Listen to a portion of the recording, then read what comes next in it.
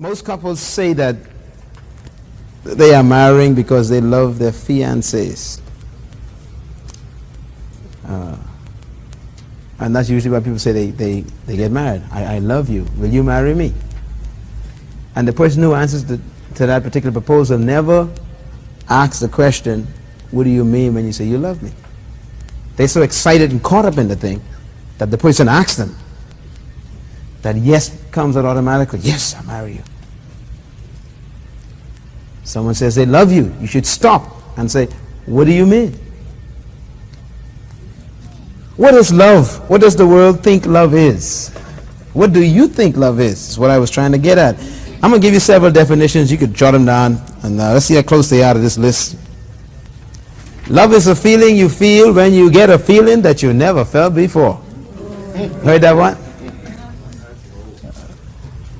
That's not an old one, but that's a modern one. That's happening right now.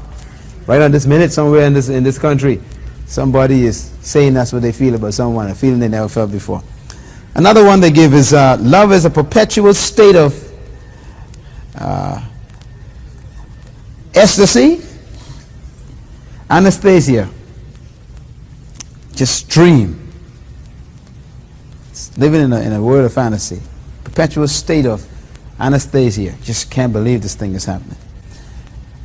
Some also say that love is a find, a fire, a heaven, a hell, where pleasure, pain, and sad repentance dwell.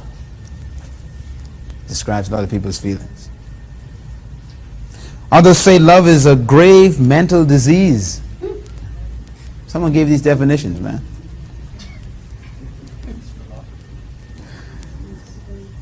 To some means to love somebody is not just a strong feeling, it's a decision, it's a judgment, it's a promise. Others say love is unconditional commitment to an imperfect person. What does all these things mean? To most of the world, love is sex. As a matter of fact, if you don't have love, you can make some. Isn't that amazing? Let's make some love today. As if you're something you can make. How sad. The Word of God has a lot to say about love, but I'm not going to deal with it from just a list of scriptures, because you could do that on your own. I'll give you a list of scriptures. You will get them next week, because I got to get the copies run off on them. But I'll give you some scriptures on them if you want to take that route. I want to talk about the problems of identifying love. What love is not.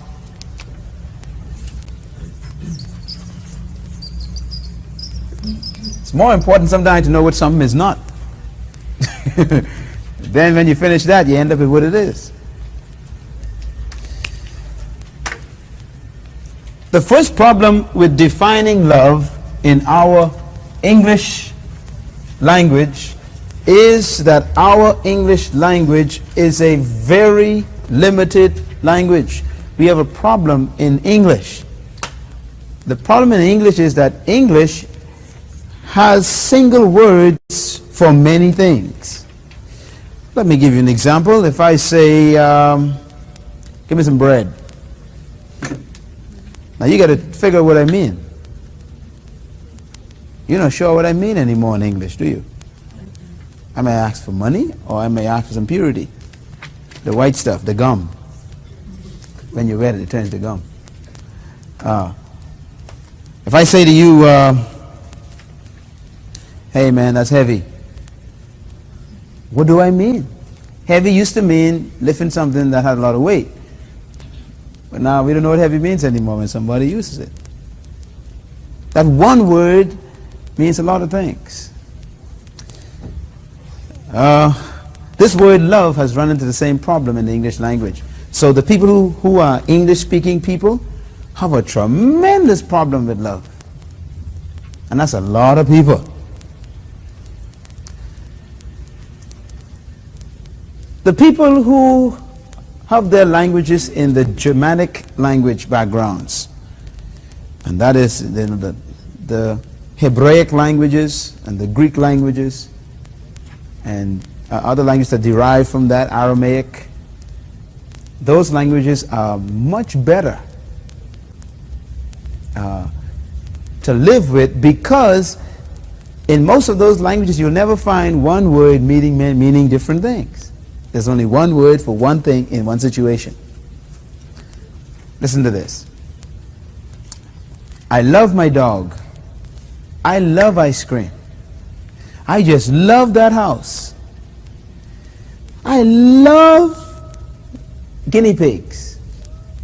I love my wife. You realize what I just did?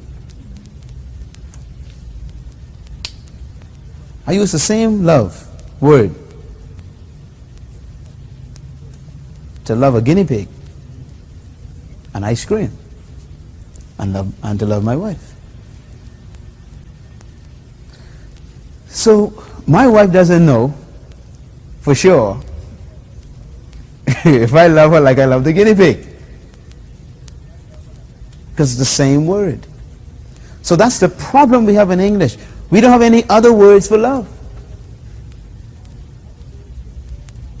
So when you say you love snakes, and then you say you love your wife, you may be telling her she's a snake.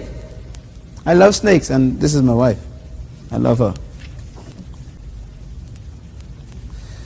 And so the problem then with us understanding the word or understanding the concept love is that we are confused as to what it is. We don't know what it is. The love you have for ice cream cannot be the same love you have for your wife. And yet, why you use the same word? So the English language is a poor language.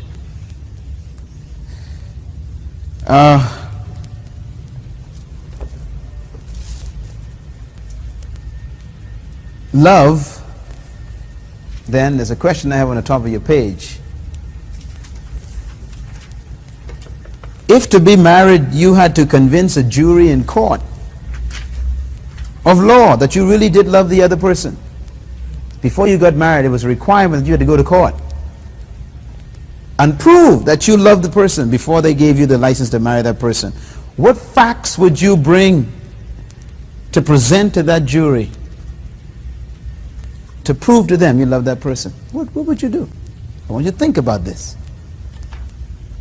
I mean, this is a problem. What would you bring them? I don't know. What would you bring them? Postcards, letters, scars. I don't know. An empty wallet. Spend all my money. No. So what do we call love? We're not quite sure what it is. So we got to figure out what this thing is not. In the Greek language, which is what the New Testament is written in, and then in Greek language, which is what the Old Testament is written in,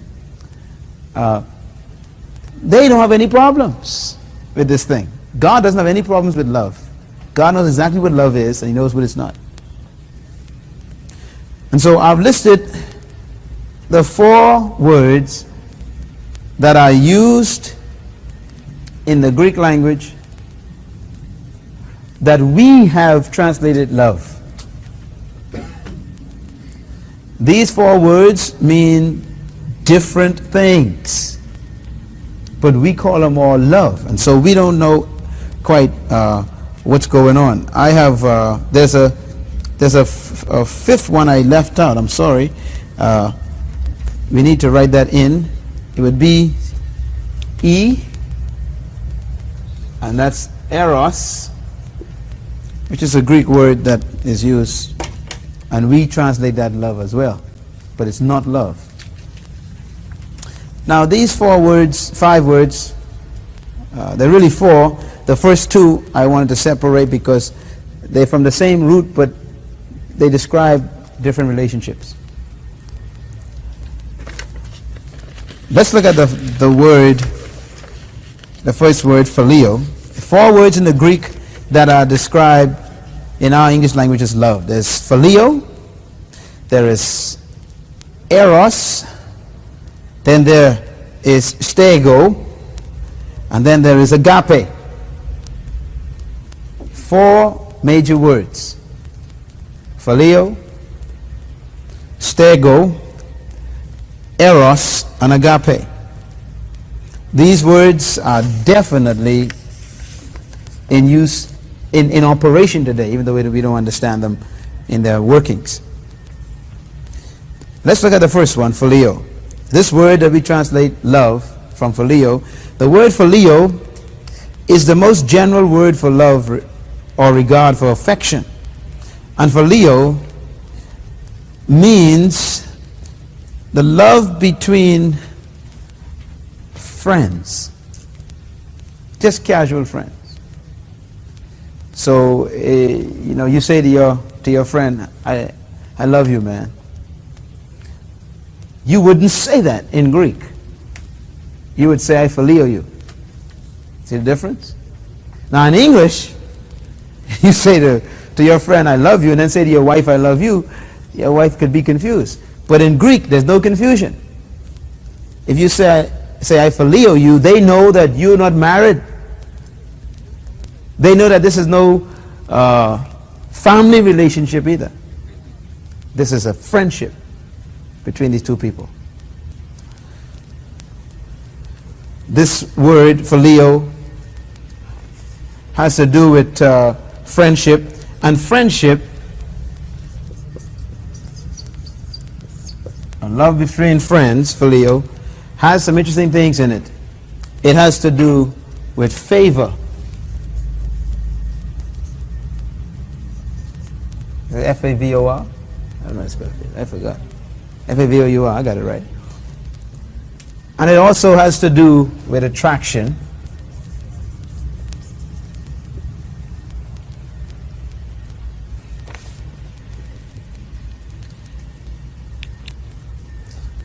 It has to do with relations. This is phileo.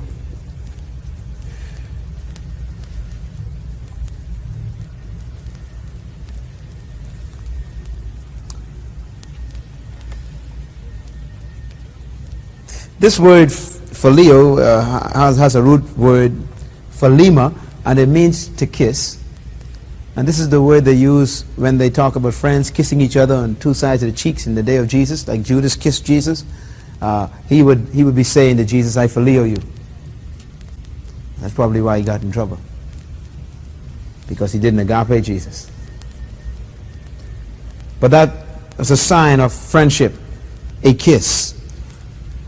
The word, if you look at the word phileo, it is where we get the word philosophy from. The word philosophy means love of knowledge. So phileo means to have a friendship, and philosophy means to have a strong attraction to knowledge. Someone who likes knowledge is called a philosopher. Philadelphia, the city, is known as what? The city of love, city of friendship. That's where they got the word from. So this word is a Greek word, and it means relationships or friendship, love, friendships. Then we go to the second word, philos, and I'll give you that this is related, but this is sort of a friendship that has to do with obligation. This philos word, it's friendship, but it's now obligation.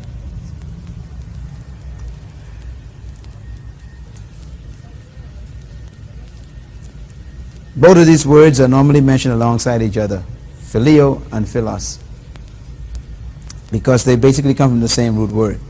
So you just simply put for philos, friendship with obligation.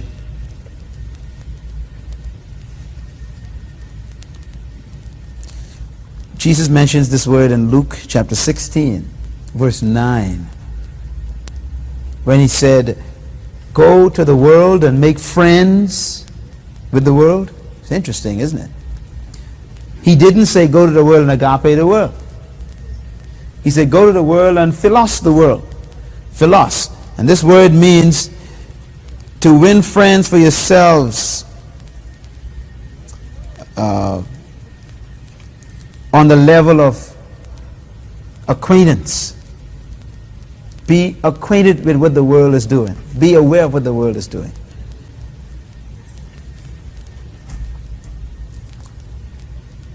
Remember when they came to Jesus and when Jesus went to Pilate, rather, and Pilate was going to let him go, and the people cried out, "You are no friend of Caesar." This word is used there to describe the relationship. Friendship. So you're not Caesar's friend. Philos.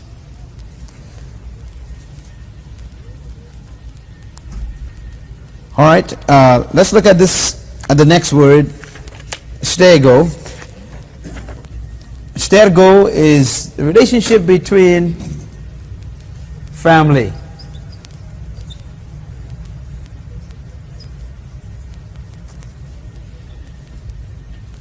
This is your relatives.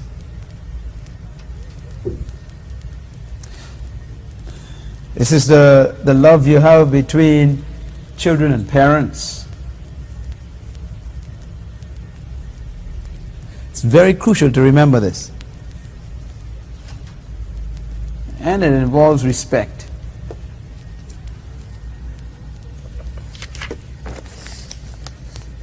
I cannot describe how serious this is.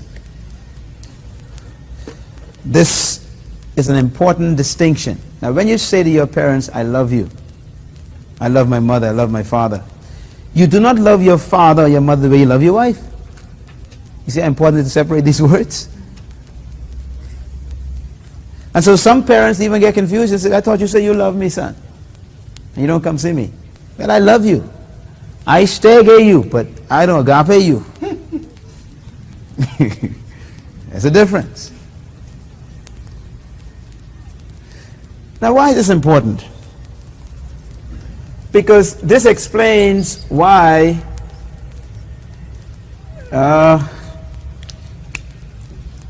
people spend more time with friends than they do with family. That's why you tell your friends more than you tell your family about yourself. That's why you run to your friends when you're in trouble, not to your family. Because family is a different kind of relationship. It's a love. I'm going to give you a list of reasons why these loves have problems. But it's a love that really has a lot of problems in it.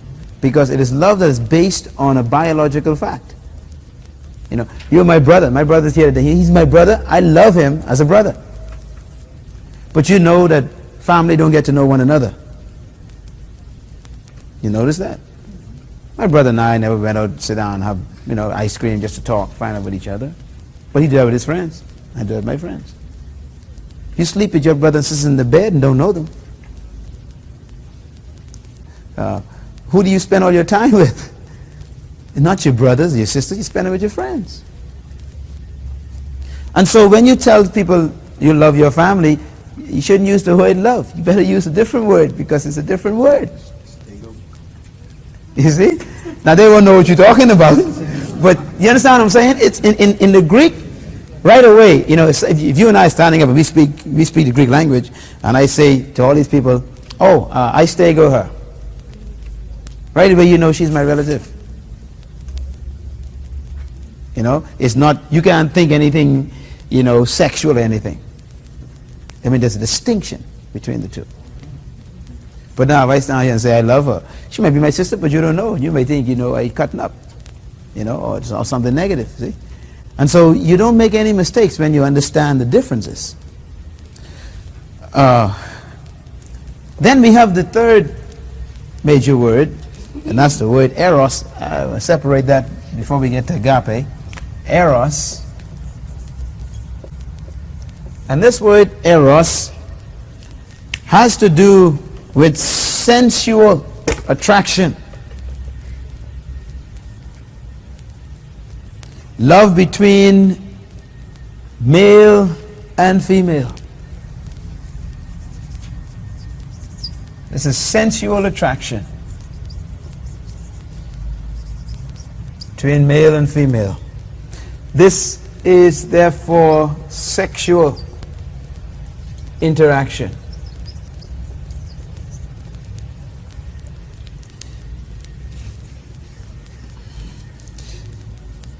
This, if you were to look up the Greek definitions of this word eros, you see words like this: longing, craving, desiring. And this is the key to eros, sensual. The word sensual is an interesting word. It comes from the word sensus.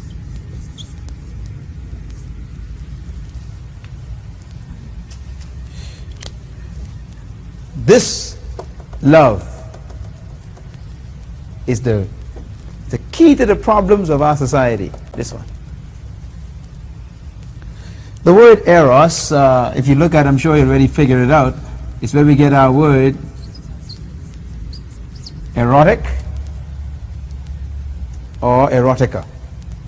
And that's what they use, of course, in pornography. Erotic material would be describing material that deal with passionate sex, explicit sex. They got places in the United States, clubs that name the thing eros or erotic. Now the word eros is an interesting word because it's the name of a god, a Greek god as well. And it is the god of sex or fertility. And they used to worship this god, eros, by going to the temple and having sex on the altar. These are things that people don't like to think about, but it's a fact. And if you were to read Greek history and Roman history, you will discover that this was a very famous god. Of course, what we don't understand is that this god is still alive and well and being worshipped right now in this city. This god is more in control now than he was back in the Roman days. This god is being worshipped at altars on every square block of this country. This god, Eros. Every bookstore got him, worshipping him. Yeah, the video stores, I understand, around the town got this god. You could worship him. You go to sex movies and theaters all over the United States and Amsterdam, and they got this god is alive and well. You could worship him. But in the day of Paul and the day of Jesus, you could go to a temple, literal temple, where they had this big god Eros, and you could go ahead and worship him, and you do it by sex. To show you how serious this thing was, Corinth, which is the city where Paul went to, where he sent a letter and he went to preach. The word Corinth means corrupt. You shouldn't forget that. So Corinthians means corruption. What a name to give a city. The Romans called it Corinth because it was such a corrupt city. That's what they named it. When they took over, they called the city corruption. And in the city of Corinth is where they had one of the largest temples to Eros. And it was in the city of Corinth where they used to have prostitutes, both male and female, that used to live right around the corner from, right in the porches of the temple, these little huts.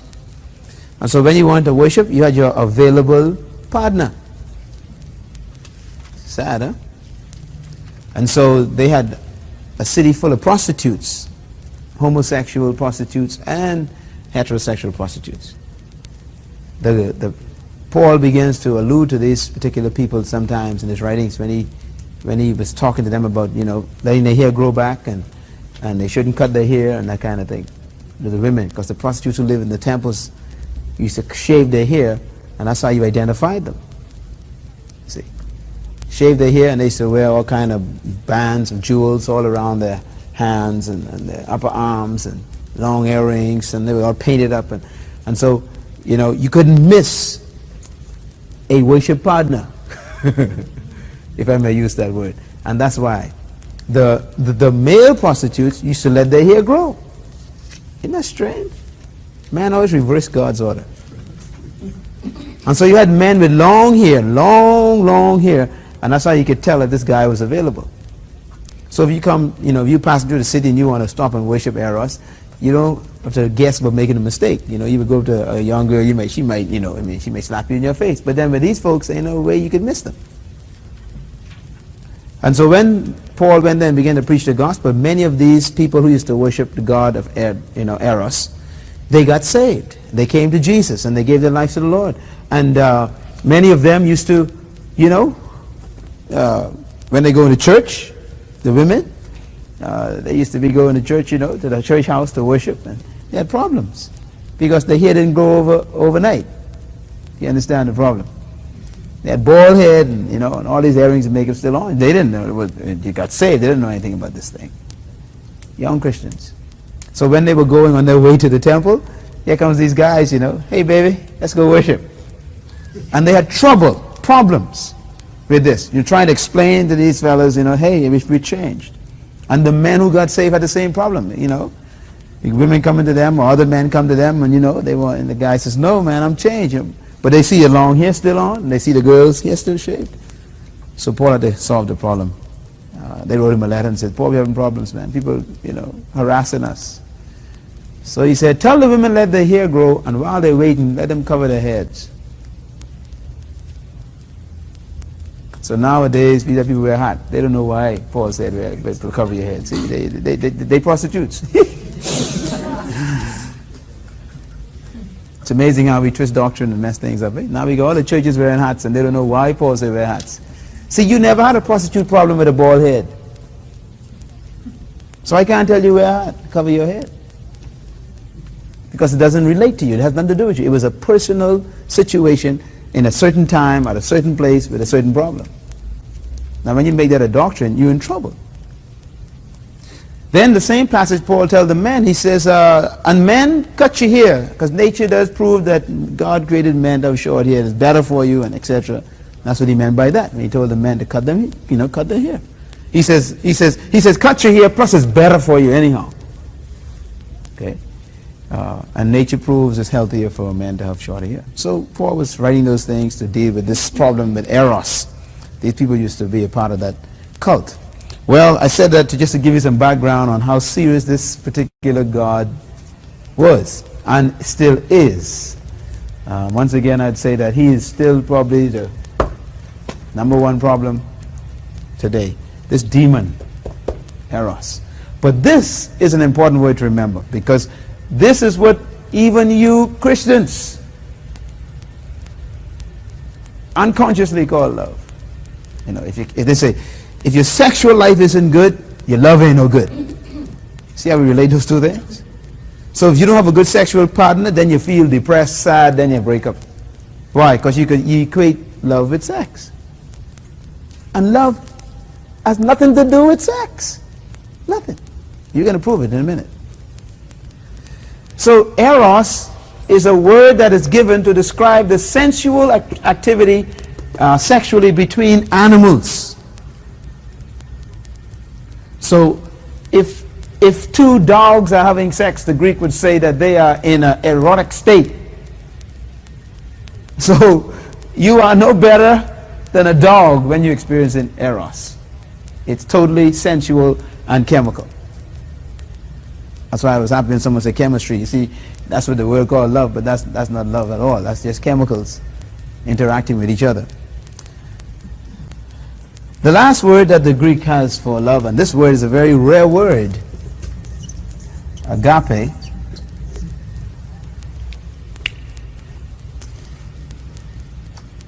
The etymology of agape or agapo is not clear, because it's a word that was created to describe the love of God.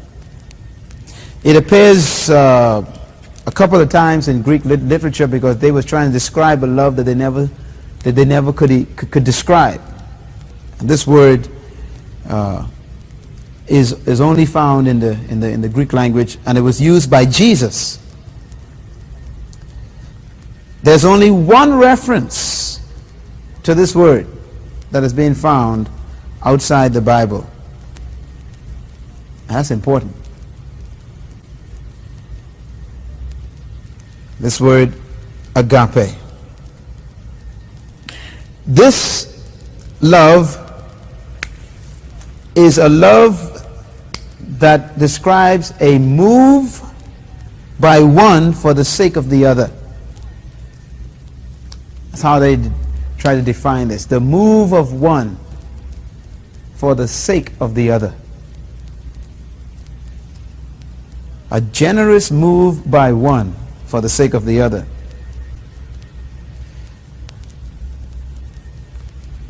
This is the word that is used when John says God is, the word there is agape. So this love is actually a person. And this will be a problem. That's why you cannot even experience this love without God.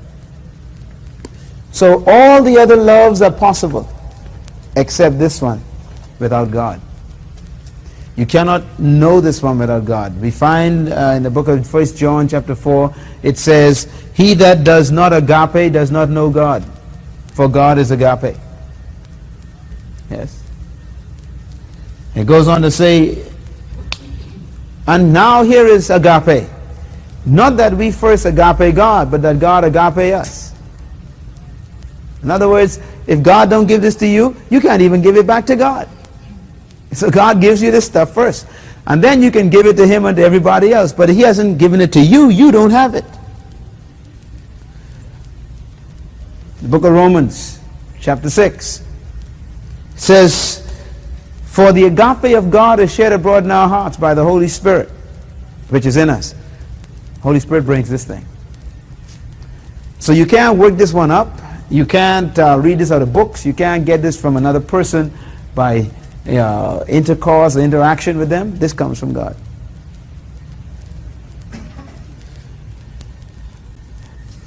All right. What is love? Oh.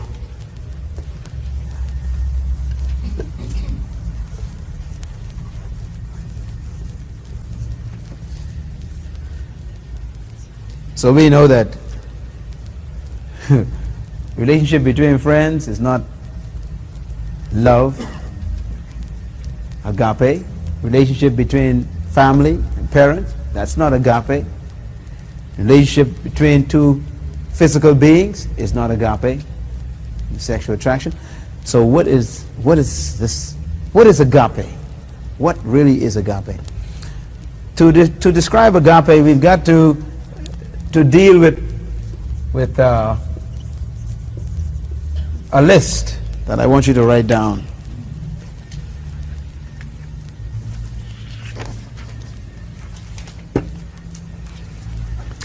First, I want you to write the list. If you have any room on the back of your sheet, write the word phileo.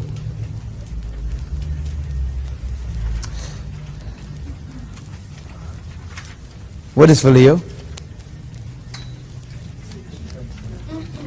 It's love between friends. Okay. Phileo is love that is obligational. Write that down. It is love that is based on like. Because you like a person, you're with them. It is based on looks. They look like my type. It's based on personality.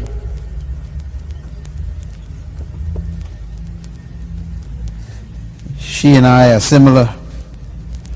It's based on compatibility.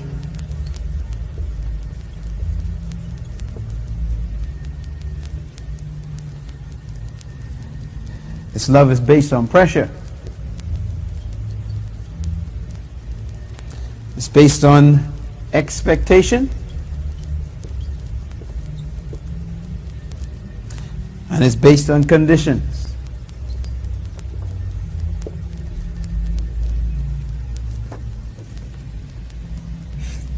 Now you look at this list, this is a danger zone right here. It's a definite danger zone right here.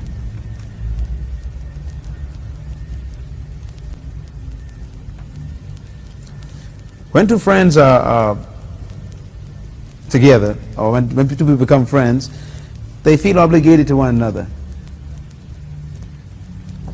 And that creates some problems. People become friends because they like one another. Some of you are, we call this clicking. In cliques. You like one another, based on like. Which means if you don't like the person, no friends. Based on looks. You can look a person up, you size them up and everything, and you see if they make a good friend, It's terrible. This love is really sick. Personality. Now, no two persons are the same, so how in the world are you going to base your relationship on personality? Okay, so right away you are excommunicating a lot of people or excluding a lot of people, period. They were never in to be excommunicated.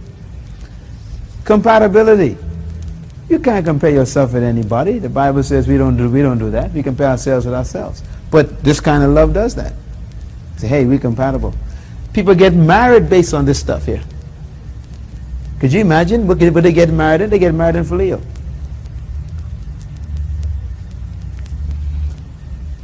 Pressure. Why does phileo have pressure? Because the pressure is produced by expectation, which is because of conditions.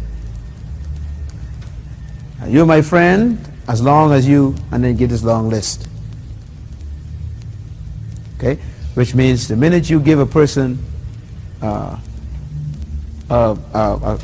cause for your relationship, you've established a condition. And therefore, they are expected to follow these conditions and live up to this particular list of rules. Otherwise, you disappoint them, and therefore they are always under pressure to constantly please you or to make sure they do things right. That means this person can never be themselves. So you can see this here is out for marriage. Totally out.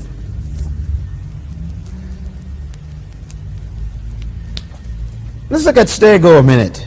Family.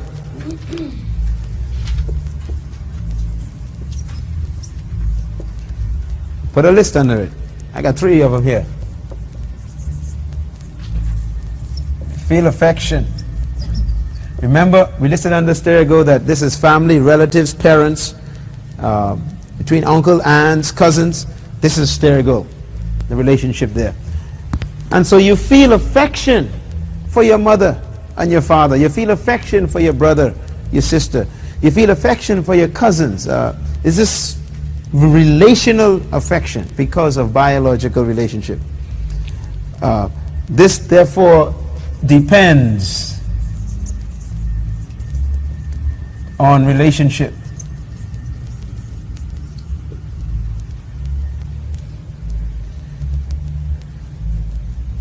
This here is also an obligation then. Let me show you how dangerous this is. And this is also in marriages. This stuff here is in marriages.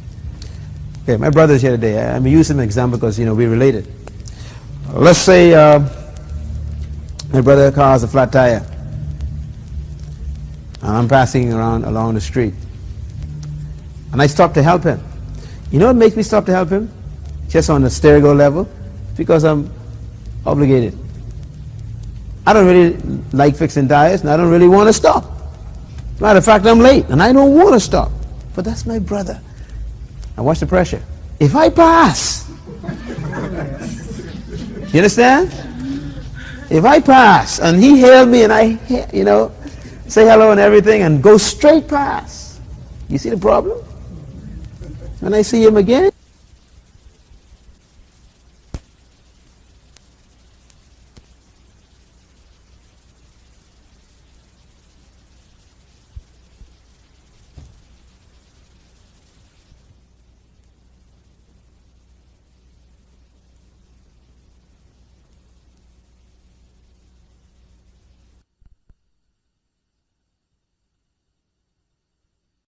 not because you love your mama. Don't tell me that. Because of pressure. Obligation. You're part of this house. And so the expectations are there. And so you do it even though, notice, you hate what you doing? No two ways to sound good.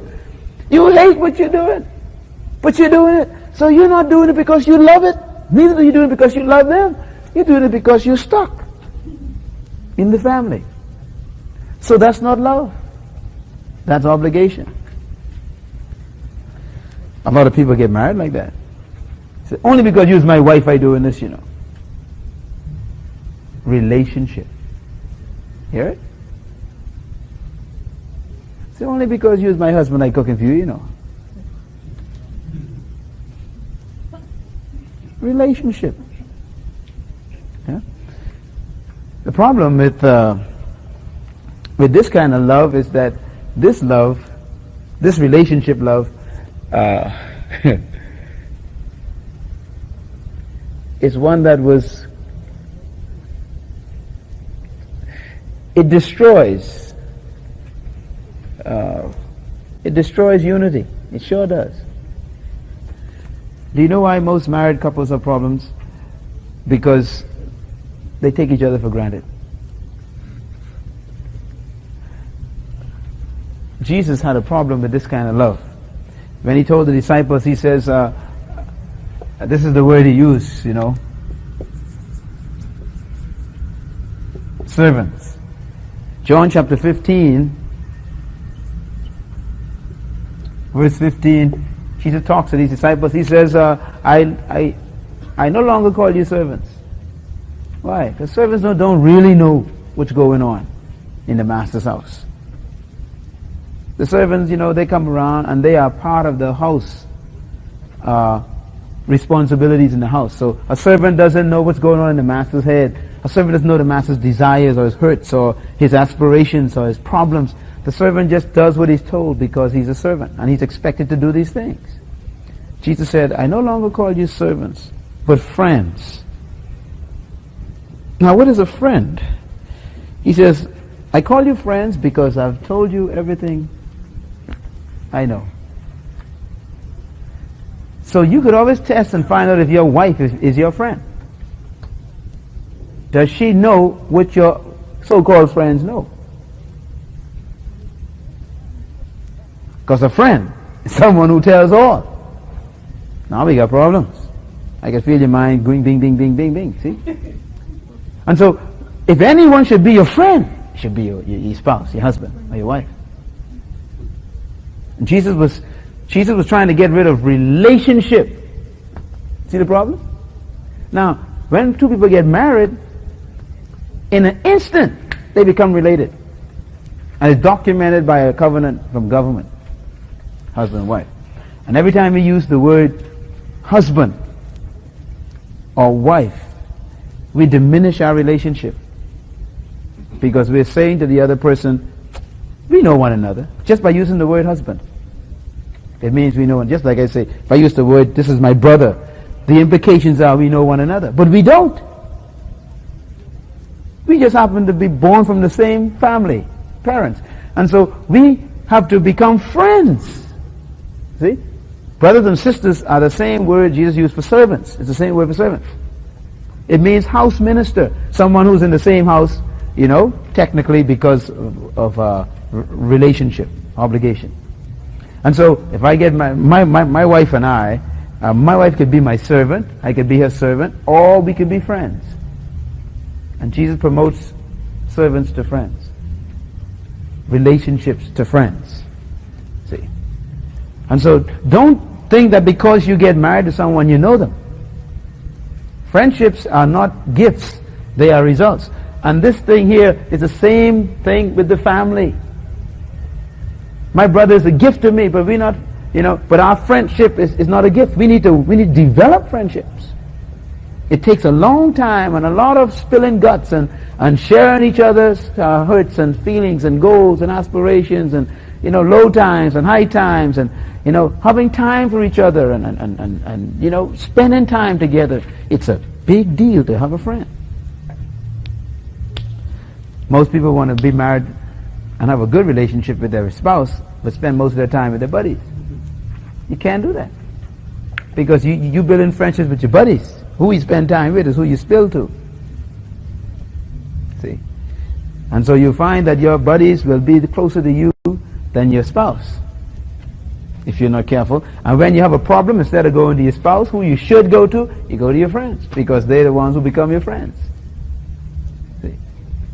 And so we got to be careful with this thing, this obligation thing. Wives iron your shirts simply because they're obligated, not because they love you. You know, husbands, fix the zinc only because they're the husband, not because they really love the wife who got to, cook in the kitchen. See? And so it's a sick love. It's a sick thing to base your relationship on. Let me give you a list for Eros. This is a long list for Eros I got here. Eros is the big problem.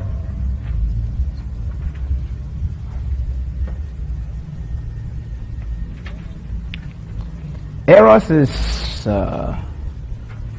sensual.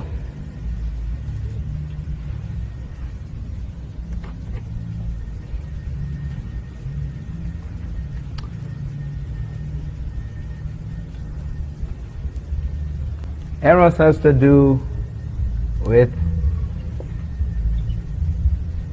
senses. Now let's make our list here. It is 100% flesh,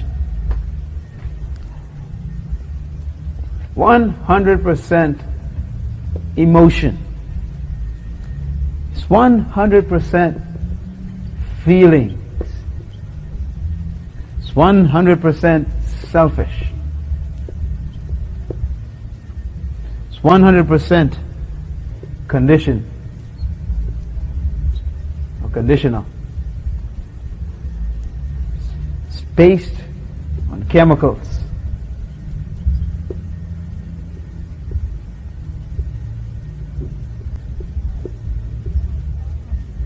It's filled with desires, and it is unreasonable.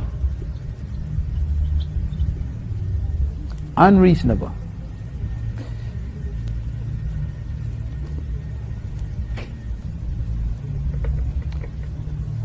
I want to give you the definition of eros as it is written, defined from the Greek. It says, eros is sensual ecstasy that leaves moderation and proportion far behind.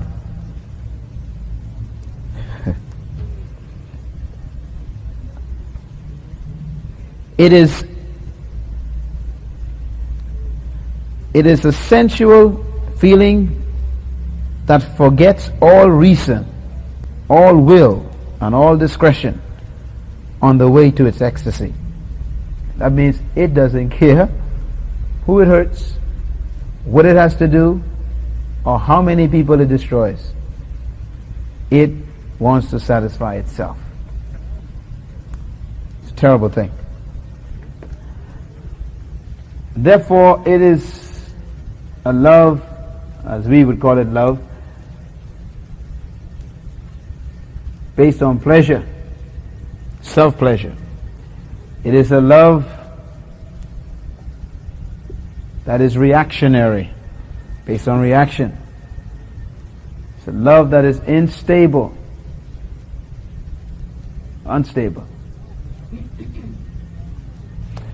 It is a love that is me-oriented.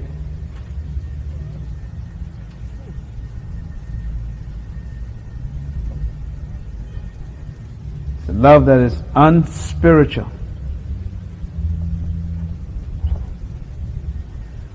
Oh, what a sick love.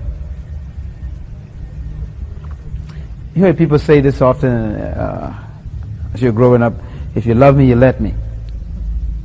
And really,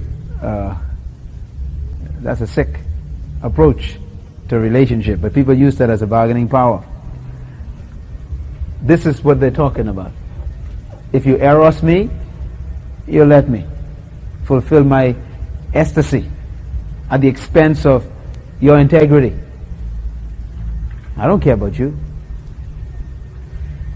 Let's look at a couple of these things here. Senses. Senses are totally to do with the flesh. Eyes, your hearing, your sight, your taste, your smell, your touch. Eros deals with the senses. Now, the reason why this is so dangerous is because the Lord has designed your body in such a way that the chemicals in your body are automatically vulnerable to react based on the stimuli they receive. So, please don't ever confuse chemical reactions with love. Anybody could stimulate your chemicals. Anybody. If a cat touches you the right place, you'll get excited. Chemically. Really, chemicals are really innocent particles in your body. They're just elements there in your body, and they have a purpose. They are to react to certain stimuli. If you stimulate them, they do things. And so, when somebody touches your hands and rubs it real slowly and smooth, right? There's certain chemicals in your body that begin to trigger. By the neurological system in your body, it triggers certain hormones to release certain things. Now, the touch in cooperation with the senses of sight and sound causes those hormones to release that chemical to such high degrees that if you're not careful, it will begin to cause you to emote. Now, to emote means to move. And if somebody were to stimulate you to the point where you have to move, you're really in trouble now. But I want to describe to you something that I hope you don't forget. Feelings and emotions are really the same thing, and they come from your thoughts. Right? So if you want to control your emotions, what you do is control your thinking. If I say to you right now, there is a slimy, slithering snake running around inside your shirt, your blouse, and it's about to go down your back and swing around your waist, and the scales of it are slithering down your legs. See, you get your face, you almost begin. Now, I'm just painting some pictures for you mentally. I'm giving you thoughts.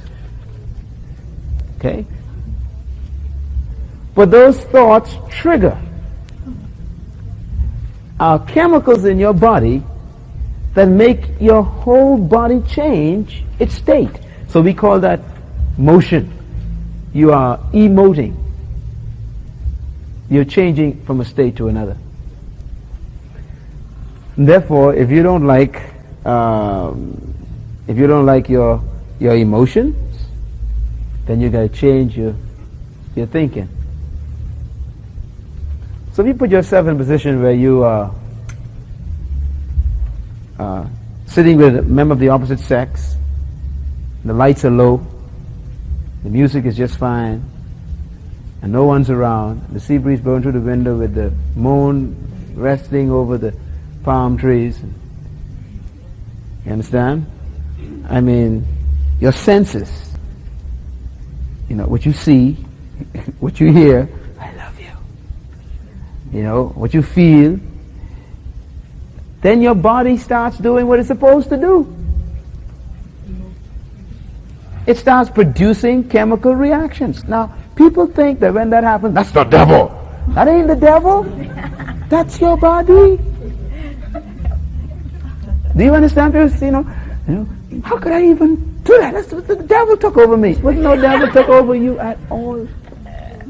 These bodies are just a stack of meat with ligaments, some cells in them, with some sinews and some bone to keep the structure up, and some nerve systems set up in it to make your senses, react to stimuli, and that's it. The real you is the spirit. And so you put these bodies in a certain situation, they'll do what they're supposed to do. These bodies are just dumb things. Your body is dumb. You can condition your body to do anything and it'll do it. You ever tried to put your body in hot water to take a bath? It burn you, right? Burn you until you can put it in. Isn't that amazing? That old stupid body goes, oh, you want to go in here? Okay, hang on a minute. Let me readjust myself. and it'll change to condition itself to the hot water. Now this foot is in the hot water and you don't feel it. You try to put the next one and you, oh! You understand me? That's what the body condition. Then you kneel down real slow and it's hot, and then all of a sudden that's okay, right? Now you're going in cold water in the ocean, right? You put your toe in, whoop, right? And you leave it in for a little while. This old dumb body adjusts itself, and then you start moving. You feel that thing, man, so cold, but eventually, you get up to your chest and everything is warm under the water. That proves to you that this old dumb body you keep blaming the devil for is really not the devil's problem. It's yours. And this erotic thing that we call love is nothing to do with love. It is 100% chemical reactions that cause you to emote, and we describe those emotions as feelings. So when somebody says love is a feeling, run.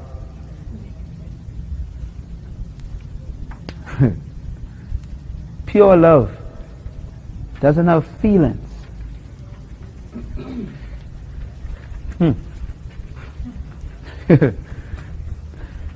So what is this thing? This thing is selfish.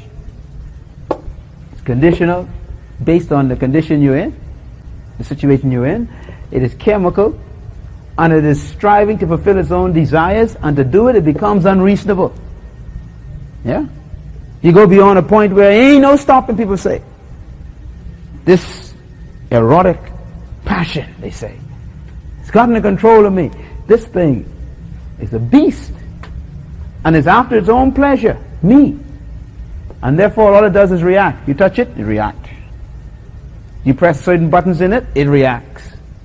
It just does what you tell it to do, what you stimulate it to do. And so you have this thing, therefore, is unstable. Now, the reason why I wrote this word unstable in my list is because to me that's the key to a lot of marriages having problems. If you get married because you want sex, okay, you want to have sex, so you get married so you can have free sex, licensed sex. You're really in trouble, because sex, human sexual behavior, is just like every other animal behavior. It's an animal behavior. There's no sex in the spirit. So sex is 100% flesh. It's human. And sex between two human beings is the same chemical reactions and interactions as it is between two dogs. Don't ever forget that. Now, dogs is of heat. When they get in heat, they become the same way you become when you get in heat. And don't look at me funny, you're getting heat. When you get in heat, you become selfish. You choose any word and yet it'll work. When you get in heat, chemicals take over and your desires become unreasonable. And all of a sudden, all you want is pleasure, because you want to react to that unstable me, which is unspiritual. And therefore it's sensual, because it's flesh. You want to write a sentence with this? When dogs get heat, ain't no stopping them. You tie them, they break the chain. They bite themselves when they get in heat, if you tie them. Isn't that terrible? And when that thing subsides, and the chemicals and the hormones in that dog's body goes back to normal, the dog becomes just like a normal pup. He run after your wood and pick it up for you. But when in heat, he ain't running after no wood. No bone, no nothing. He ain't just no bone, no food. Isn't that interesting? Then when he's finished, get over heat, it's back to normal. Throw the ball, he go get it, bring it to you. He plays you. Then the heat comes on again. After a while, it's gone again. I want you to learn something about this. Every single animal has that. The birds have a mating season, they call it. The bears, they hibernate, and then they have a season for reproduction to take place. And the fish has a season. The crawfish has a season. Heat. It's in every physical animal. The plants have heat, believe it or not. There comes a time when they shed all of their pollen. You know, and they got to depend on the birds to take it to the, to the other sex of the plant. You know, you see them spitting out their seeds out all over the ground. That's heat. Time to reproduce. Then afterwards they go back in and you don't see nothing for the whole season. Now, why is this important? Because God made our bodies the same way. If you get married and believe that sex is love, then, and we're going to cover this when we deal with sex in detail, but I want to show you that if you build your love, or quote unquote, on sex, you're in trouble, because you see, sex is an appetite. Sex goes like any other chemical reaction. There is a start, there is a peaking off, there's a decline, and then it becomes dormant. And so, if you build your life on sex, if you get married for sex, if you call sex love, like they do in the movies all the time, then your marriage will be like this. Up, down, up, down, up, down. Except, eventually it goes like this. Up, down, up, down, up, down, up, down, up, down, up, down, and dead. Now you're in trouble, man. How many of you see the problem already? You see the problem? So the first years of your marriage, man, I mean, it is hot and exciting. And you see that as you're married. I mean, this is it, man. Woo! This is love. But you see, your love's dying every day. You don't even know it. It's dying.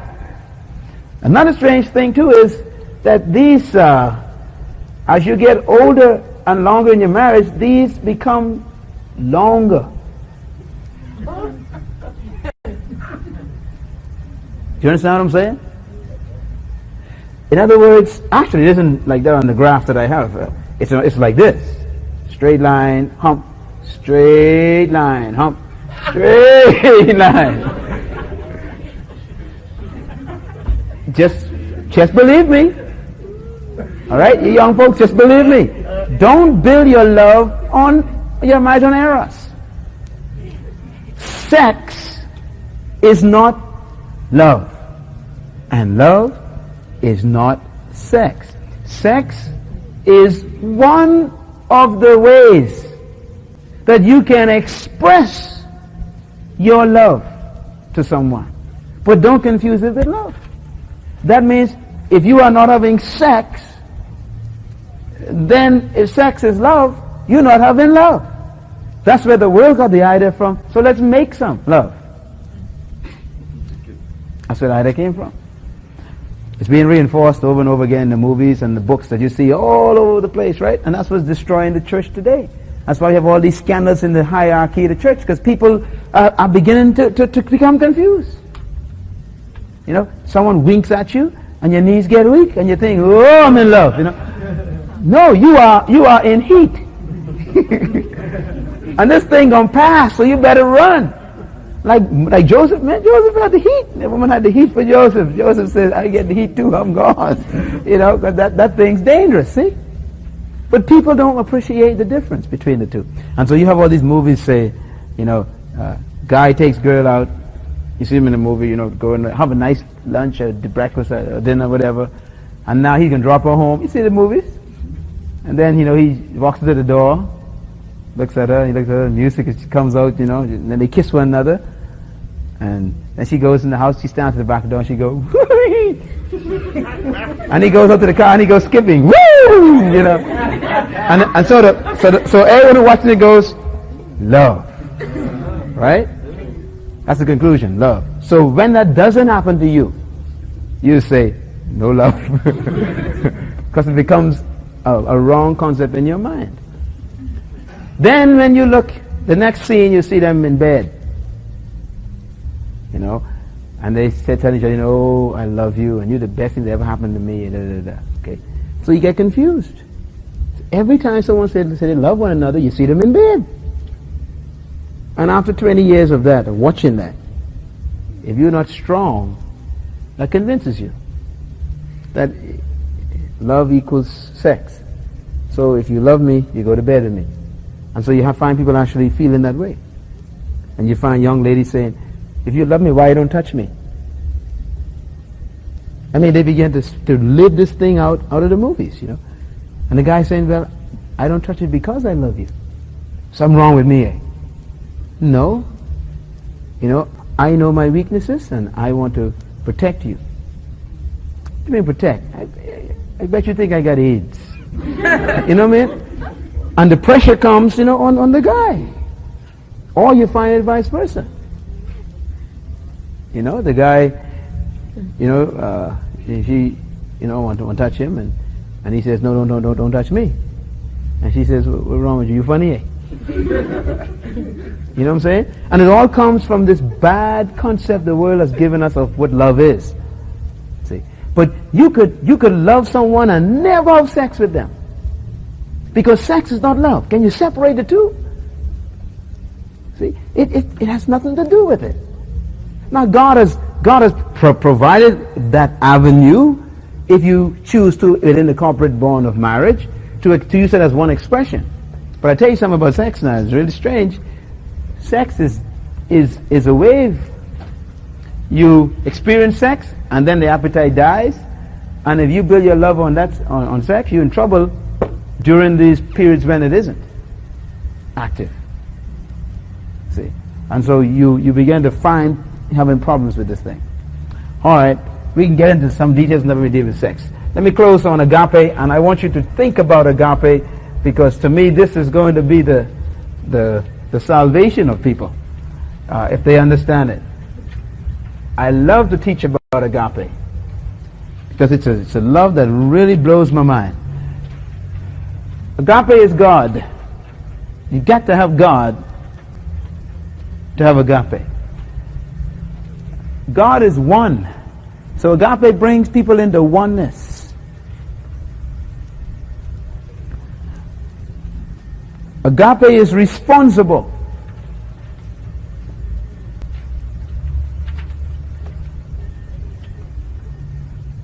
Agape is unconditional.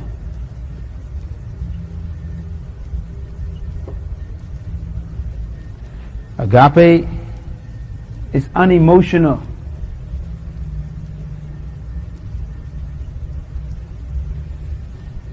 Agape is constant.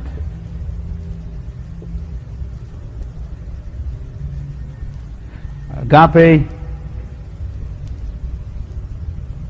is a decision.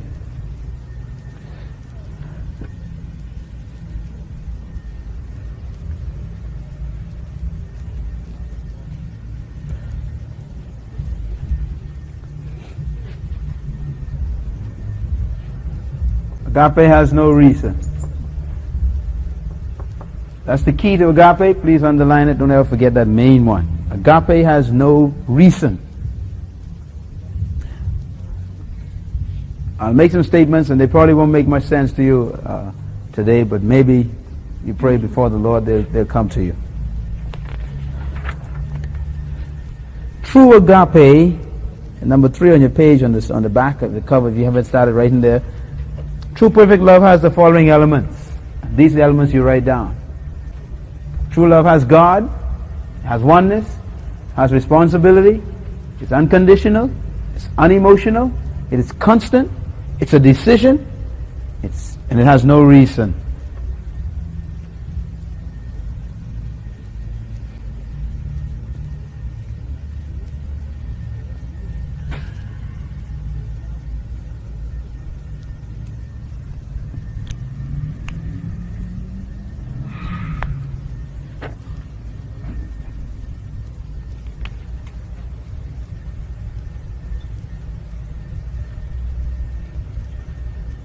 All right. Let's deal with the last part here. True love does not have the following things. Let's combine them. True love does not have any condition. Include this one here. True love doesn't have any reason.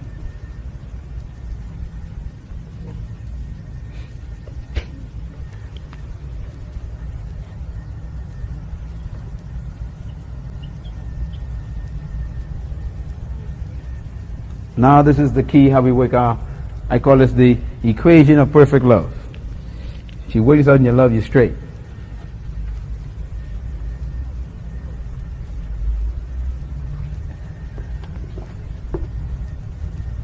I'm going to use reason first. Let me use no later. If your love has a reason, it's not love anymore. So if I give you a reason why I love you, you are in trouble. You are in trouble.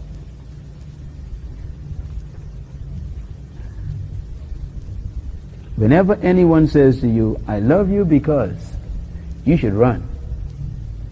Or someone says, I love you if you should run. All of you say, yes, someone tell you, I love you, I just love you when you,